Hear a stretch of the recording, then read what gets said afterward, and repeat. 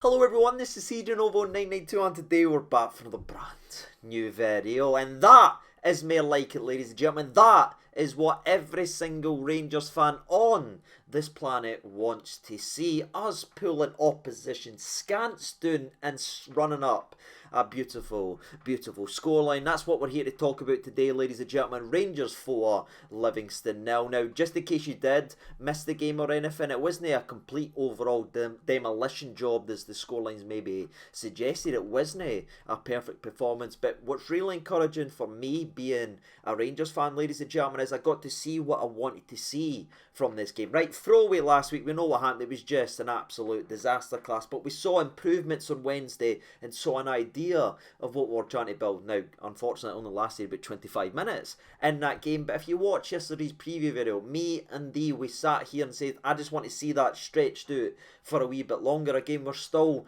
bedding in a lot of new players. We're still getting them tuned into what we want to actually do and what's required being a Rangers team. It will be sticky, it will be ugly in periods as we build up to our standard, and for me, I got exactly what I wanted to see despite it not being a perfect performance. And the fact that it wasn't us at our absolute best and everyone being so sharp and devastated, because they weren't all at that stage, the fact that we can pull the scants down and run away with a 4-9 scoreline, 4-0 scoreline with still progression there to be had, is something that leaves this Rangers fan very excited. And another thing that's on my mind now that the game is actually finished, I don't know if you agree with me this or no, but when the game was threatening to become the nippy bum time games that we've seen many times, when the starters who did impress during periods of the game just started to fall away and Livingston started to grab the chances, that's the script, that's the story we've seen many times. And I think season upon season that has been an equaliser, that has been very nervy going in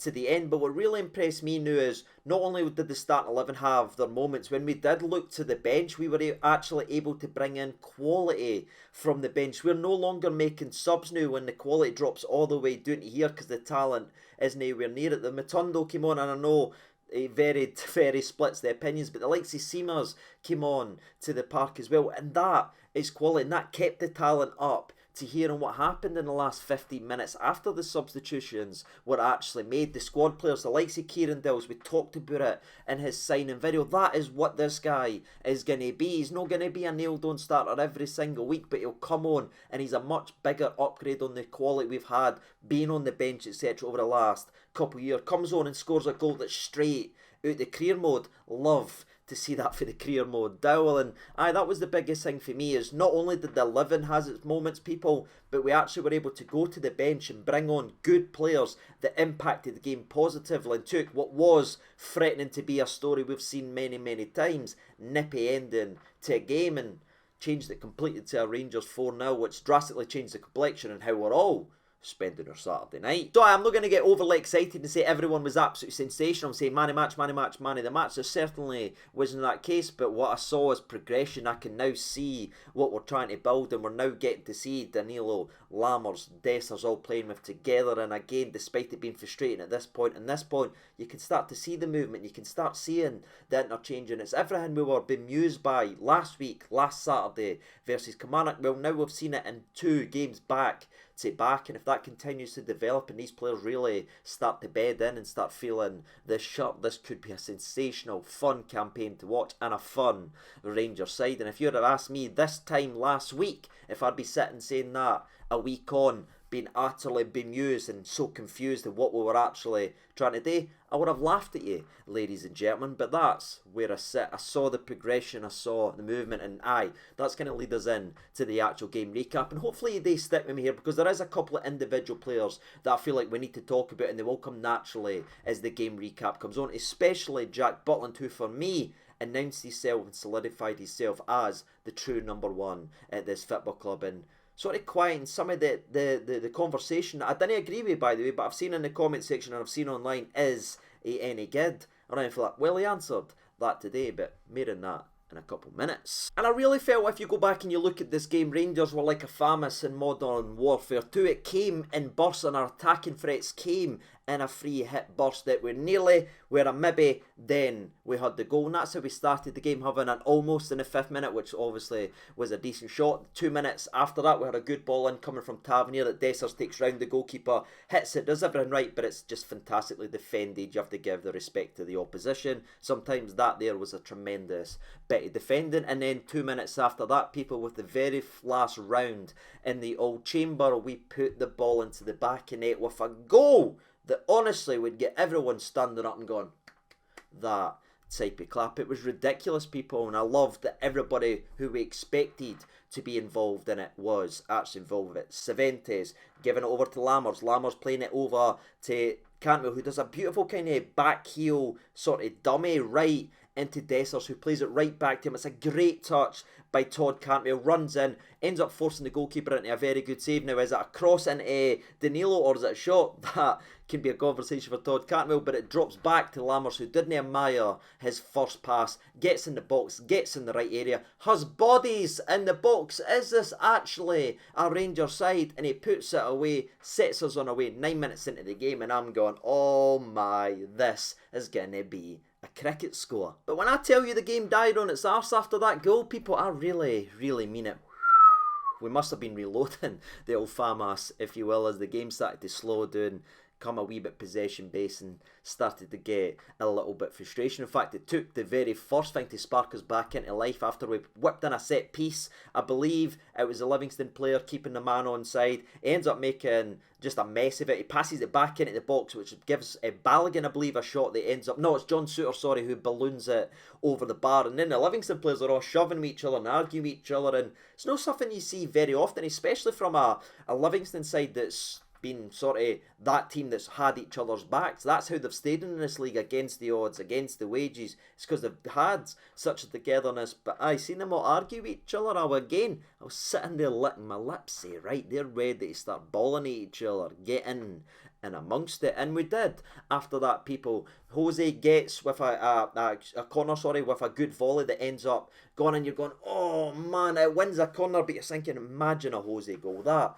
would be glorious. And then we got it a minute later, ladies and gentlemen. The corner comes in, he tries to header it, headers it down onto his own hand, and then volleys it into the back of net. But I didn't see the hand, so I'm sitting getting at this, people. I'm getting ready to dance and shake some imaginary maracas, but then I see the goalie go.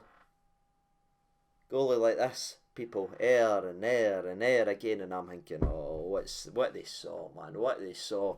And then I seen the replay. He does it down to his own hand. It does technically give him the control of the ball. He puts it away. It's a nice volley anyway, but I think his lackadaisical celebration made us all think that, or made us now realise that he probably thought it was going to be a handball, as well as he didn't celebrate his first goal in a Rangers shirt. So, ends up getting ruled out, and it's probably the letter of the law. He helps control the ball with it, whether it's harsh or no, people. I don't think it hits his chest. Maybe you can shout at me and I'm getting it all wrong, but I'm pretty sure he just headers it straight on his hand, which is a foul. But if it hit off another body part, you can correct me in the comments. But for what I saw, the referee and VAR got it right. But again, people, after a short little burst of good attacking play and putting the ball into the back of net, the game died away. And that's not to say individuals were falling away. I thought Suter was very good and sharp on the ball. I thought Cantwell was gorgeous, breaking ankles left, right and centre. Like the movie done when he just let the ball drift across his body. The Livingston big hammer thrower came in to nail him, ends up falling and injuring himself. The hammer thrower injured himself trying to hit the nail. It was gorgeous. Betty fit Buffy Cantwell, and I thought he was really sharp. And again, Jose and Raskin, Cantwell for me, glorious. But what wasn't glorious, people? Somehow, someway, we went into half-time with the scoreline being 1-0. Dessers had a header that I think he should do a hell of a lot better, and I think if he's fully fit and ready to go, he's put into the back of it. But we go in at half-time and we just want to see it up to that standard, maybe up the tempo again just a little bit. No have bursts, just start to control the game. But again, everything came in bursts in the second half as Danilo gets on the ball, cuts inside, forces their goalkeeper into a very good save, and you're thinking, where's the next chance going to be? Well, it came the other way, people. Was the next action that we need to talk about was a double save in a way from Jack Butland. One from outside the box as it takes 784 deflections. It gets to it, gets low, palms it out of the way, doesn't palm it into the direction, which again was good to see from a goalie. But then after Dessers tries to flick the ball behind, I get it, he's trying to be cute, he's trying to be clever, but no, right there, big man, he tries to play it around the man. Livingston ends up winning it. Shinnie from the outside the box rattles the ball, and this save right here is absolutely sensational, people. It's not getting the respect it deserves. If McGregor's making that save, we're making Shagger Paw references, but that there is what I like to call a Butland moment. And that's where Jack Butland will be judged. They won't be busy, he won't be overloaded with shots after shot unless we're playing Ross County away and McGregor makes the most saves a goalie's ever made. It's day moments in a game where he's had nothing to do for 50, 55 minutes of the game, but needs to step up with two good saves, especially the second one, which I would actually consider a great save in my opinion. And if he keeps that up, ladies and gentlemen, he'll be a very successful Rangers goalie. And I think, yeah, he's quieting the narrative that's been kind of echoing because he conceded a penalty midweek that he isn't good and he's a potential bust. No, you saw enough, especially with that second save. And again, he's gave us the platform to continue to go ahead and win it. Beale made the right changes at the right time. We turned the screw, and you know what happens next. But before we do go ahead and get to a certain Brazilian magician's goal, people, there was a couple moments of really good play and nearly maybes. Dessers has a volley after a wonderful ball in from Jose. Danilo does so well to get to the back post, headed it down on a platter. Dessers hits the volley, but somehow, someway, the exact same defender denies him again with a ridiculous goal block. That's 2 goals the big man should have had today. And again, there is a lot of people slaughtering him and everything like that, but 2 exceptional bits of defending is stopping that lad if he's sitting there with a dirty double to his name. He was a bit slack, he's still finding his feet, but he was in the right positions, done the right things. Sometimes you just have to give credit to the opposition, and that was a moment that obviously Livingston was happy about. They didn't have many the night, but that certainly was one. Before I do move on to the goal as well, by the way, because sometimes this gets overlooked, 63rd minute, John Souttar actually stopped a low-driven cross for Rangers. We saw a Rangers defender drop and stop a low-driven corner, by God. I've waited for this. But I did mention the changes were made. The likes of Rabbi Matondo and Sima, etc. came onto the park, and right away, Rabbi Matondo added his ridiculous pace. But it wasn't just all pace, all action that we've seen today. He seemed to have his shoulders down a wee bit more controlled. I don't know if he now feels like there is players there that's now taking his jersey and it's really good. And now he's solidified in his role that he is an injector coming in there. He is a bit of pace to add in, and he is a potential disruptor, if you will. And he seems to buy right into that, because right away his first touches were great. He was bringing the ball in, he was zipping away, he was running 50, 60 yards. He was going back and slide tackling and shoulder barging, winning the ball back. And I'm saying, who's this? Rabbi Matondo. And that was the same in the 76th minute when he brought the ball down, plays a gorgeous ball through to Sima, who shows great strength to hold the defender off, and he shot. He probably should score here, people, but again, I try and give equal credit here.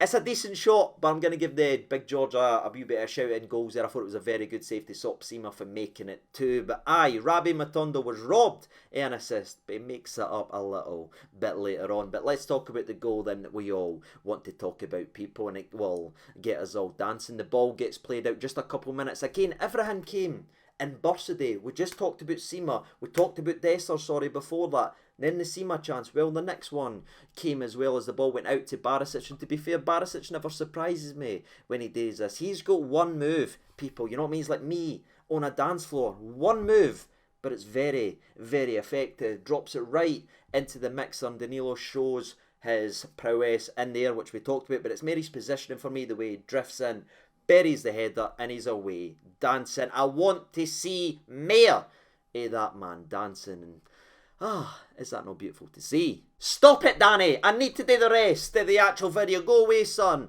for a few minutes. That is 2, and it really is game, set, and match. But we weren't done yet, thankfully, people, as we kept pushing and pushing. And to be fair, Danilo goes very close to making it a dirty double for himself. The ball gets whipped in. Sima actually does well to just catch the ball, brings it down to Danilo. He ends up hitting the inside of the post. It comes back out, which is the Rangers way. By the way, I've never seen a team hit the underside of a crossbar, inside of the post, and it goes out more than it actually goes in. It's only Rangers, but thankfully Sima is the first to react, shows his quality, slaps it away, and that is 3-0. He also gets his first goal in a Rangers shirt, and we'd love to see that for the big man, who again I think will play an important part of the actual season, whether it is in the starting 11 or doing what he done today, taking a tricky game, a tricky moment, and making it a hell of a lot more comfortable. And speaking of comfortable, people, I was sitting like this. I predicted 3-0 in yesterday's preview video. It's all went to plan. My goal scorers that I called out has scored the goals. I'm loving life. I couldn't be more happier. And then we go ahead and make it 4. And I can't even deny you, people, there was an unbelievable smile on my face just appear like that. Rabbi does really well again, passes it to Dowell, but Dowell, man, a cross goal, top bin. Where have I seen that before? People, the legends of this channel who watched the career mode saw this goal. That was his first goal in the career mode, and I won't spoil what happened with the rest of the journey in case you've not seen it. But if you want a preview of this season, go ahead and check out. It's a ridiculous goal for Kieran career mode Dowell. Let's hear it in the comment section. He's living real life now, people, and if he's half as good as he was in the career mode, I'll be delighted. But with that finish, he showed he could be, and that's what we talked about in the actual video when we spoke, when we brought this lad in. He wasn't the biggest name, he wasn't the sexiest name, but he is an upgrade on what we had from the bench in regarding our 18 than we've had over the last couple of years, and it's a great position to be in as a football club, to be able to bring on the likes of that, bring on the likes of Seaman, bring on this type of Rabbi Matondo, who I'd argue, people I know, Suter's up there, I thought Balogun was very good as well, today Cantwell's up there, Jose's up there, but I'd argue for minute per minute on the park, I'd say Rabbi Matondo was arguably the man of the match in this game. Don't know if you agree, but every time he was positive, he was dragging people, he's winning dangerous free kicks, got an assist, should have had 2, and if he's going to play like that, there is a future for this laddie at the football club. But again, there's always the question about Rabbi Matondo, is he can keep this up. Now, he's obviously an upgrade on the likes of the Scott Wrights, etc. If we can get him to that level, again, it's a very, very good asset to have in Scottish football when you need some raw pace and some trickery to win you set pieces. And that's it, ladies and gentlemen, boys and girls. Delighted with the 4-0. Again, I've tried to express my opinion that it's not a perfect performance, it's not an unbelievable performance. There's still people building the way up, there's still teammates trying to understand each other, you can see it.